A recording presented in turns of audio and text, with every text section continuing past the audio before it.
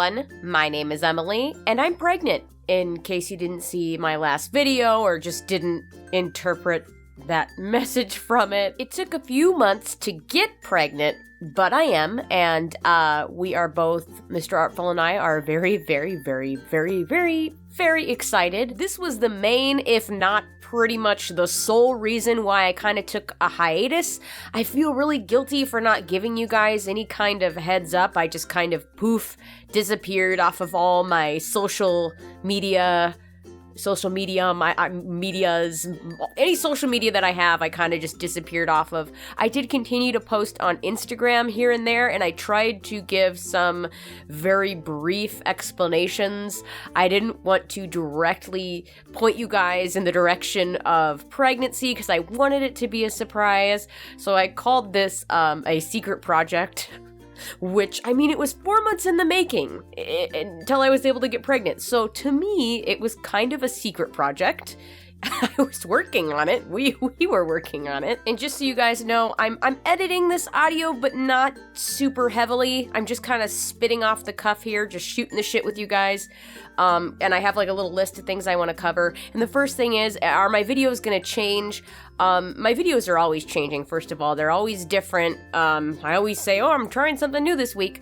But overall, like, this is who I am, and I think this is who I'm always, if judging by my mother, this is who I'm always gonna be. Am I gonna stop swearing in my videos? Absolutely not. There have been a few times I've thought about maybe starting a second channel that is more geared towards young kids, like 13 and under, and teaching them how to draw basic things. I've thought about that, but I would just have to make time for it, and there'd have to be more growth on this channel for me to do that.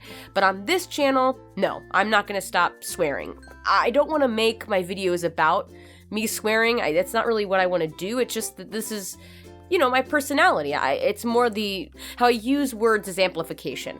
And it doesn't always have to be swear words. Sometimes I'll use the word bird, you know, and that's just my videos. So no, my videos aren't going to change in that sense.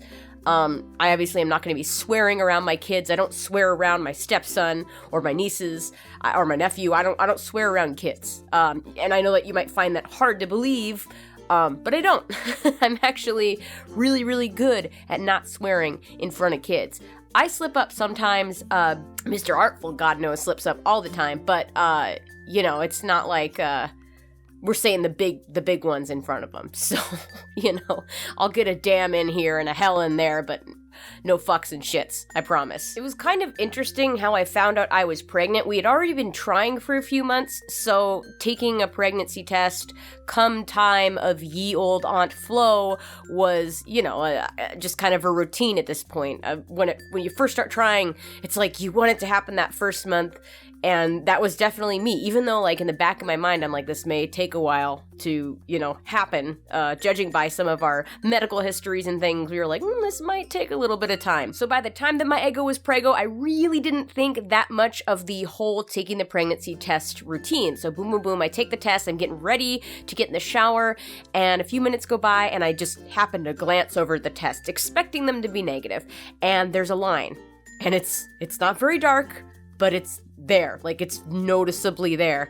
So in that moment, I'm just so overwhelmed with emotion. I go, oh, like, loud enough apparently for my stepson downstairs to hear, and he yells, are you okay? And I had to, like, come up with something real fast. I went, oh yeah, the toilet sheet was just wet or cold or something, because we didn't want to tell him right away. We wanted to make sure that we waited until, you know, the first sonogram and everything.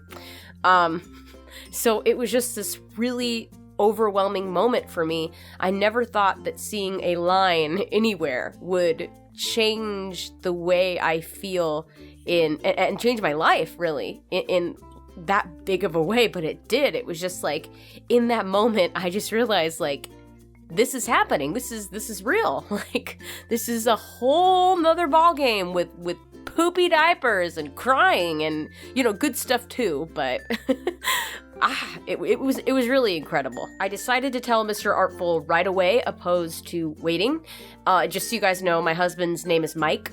If you're new here, we just call him Mr. Artful because we are modern folk, and he can take my digital last name. In fact, he took it happily. I know that some people choose to wait until their spouse until they are 8 to 12 weeks, which I just couldn't do. I wanted him on board immediately because if anything were to happen, I would want his support.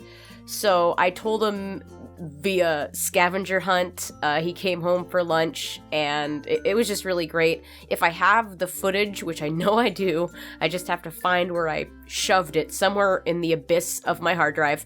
I will insert it here somewhere.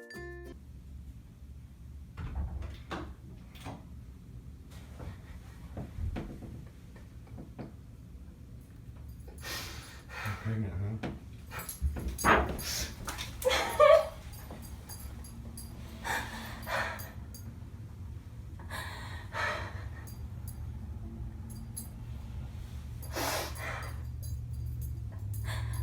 Yeah.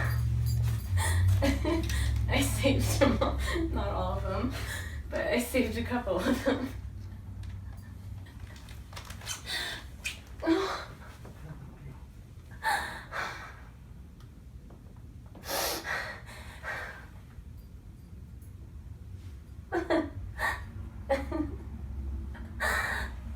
We can have a baby.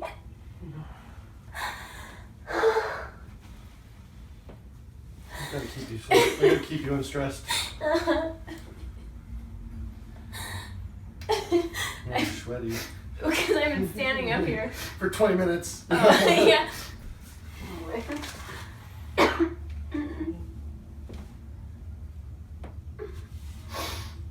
Oh, baby. This won't help you. I know. Obviously, he was very happy. He is not an incredibly emotive person. He's very, very, very subdued. So he may not seem like, oh my God, like some of these pregnancy announcements where these dudes are like ripping off their shirt and crying and, oh my God, what did my penis do? He's very happy, trust me. If you can't understand him, I'll probably put subtitles. He says something about like, oh, I'm gonna keep your stress levels down. And I mean, he's just been great. My first trimester was not easy, and he was just my rock.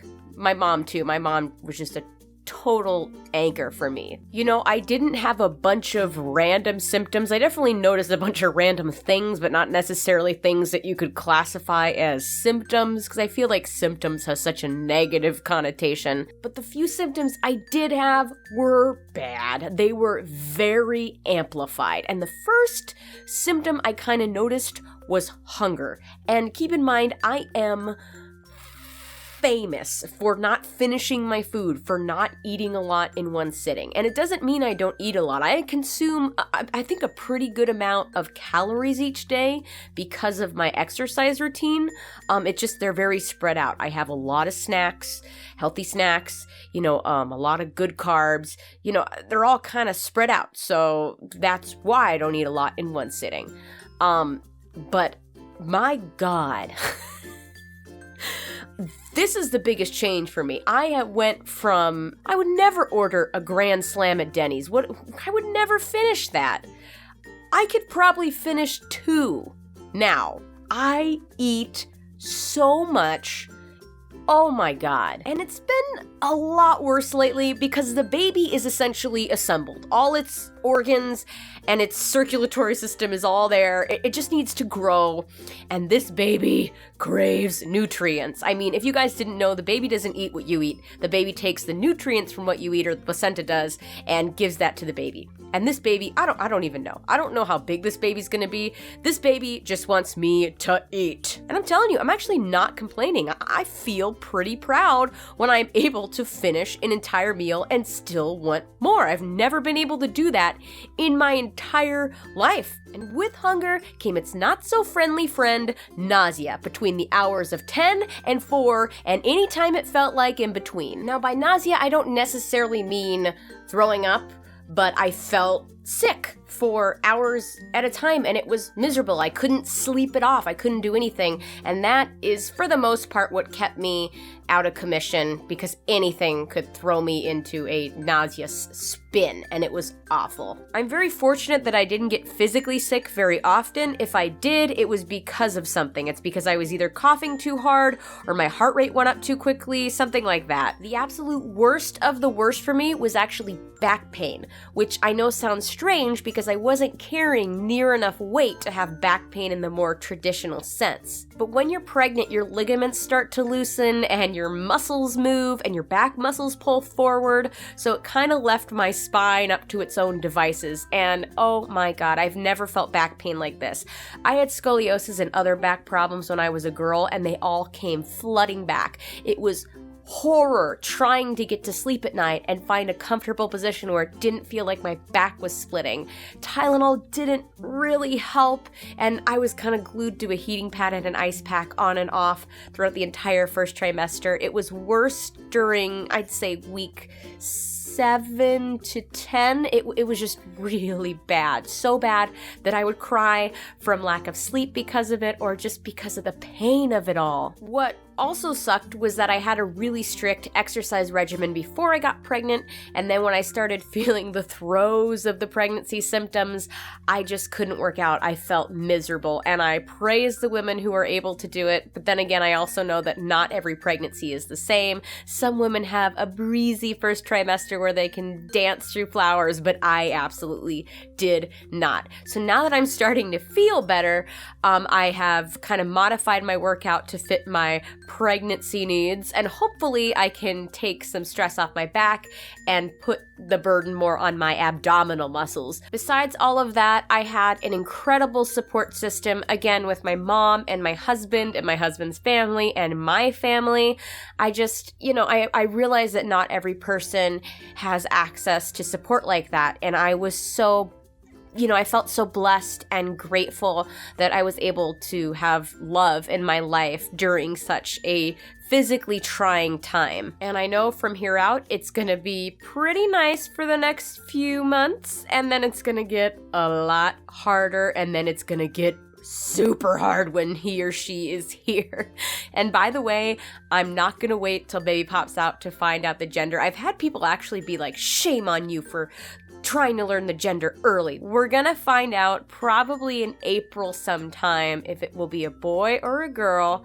We are hoping that we get a girl, but I'm just happy with anything. And the only real reason that we're hoping for a girl is because my husband already has a boy, and it would be nice to have one of each. I think that's usually how it goes. But, I don't care. I just want a happy, healthy baby who I can love unconditionally and have them poop and throw up on me. Like, isn't that every mother's dream? It's so funny because I kind of have been stalking every baby forum on the internet ever, and some of these young moms are very disillusioned about what motherhood is and how my baby's gonna love me unconditionally and I'll never be lonely, and just kind of making it seem like it's gonna be a dream, as if they've never looked after children before.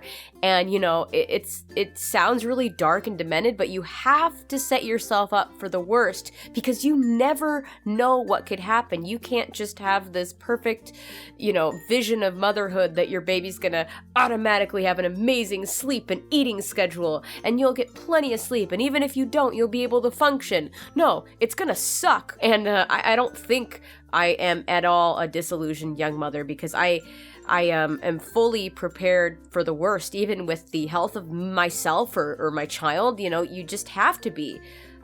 It'll never stop it from being difficult. It'll never stop it from being hard or sad, but you need to kind of brace yourself, because not everything is going to flow smoothly on this wonderful river, rapids really, we call life. That's just how it is. But with all that bracing myself, I am also prepared to enjoy the wonderful, beautiful moments in between. The moments when they smile and when they open their eyes and when they start to roll around. And those moments are the moments I'm going to cherish in between the throwing up and the shitting and the keeping me up all night kind of thing. And you never know. Maybe my kid will turn out cool and want to sleep through the night. You just don't know what you're going to get at all. even with your own history. But, you know, that's just my 2 cents about preparing yourself for motherhood and fatherhood and things like that. But I tried to talk really fast through this video so that it wouldn't be like 25 minutes long. And I don't know what I'll be drawing because I'm recording this before I'm painting and or drawing. I'm sure I'll be fiddling with gouache. I've just been all about that recently, so my mic has been acting up a little bit lately. Not my husband, my actual recording microphone. So if I have a little bit of a robot voice in certain parts of this recording, then I apologize. Anyway, thank you guys so much for watching, and don't forget to stay out of trouble. See you guys later.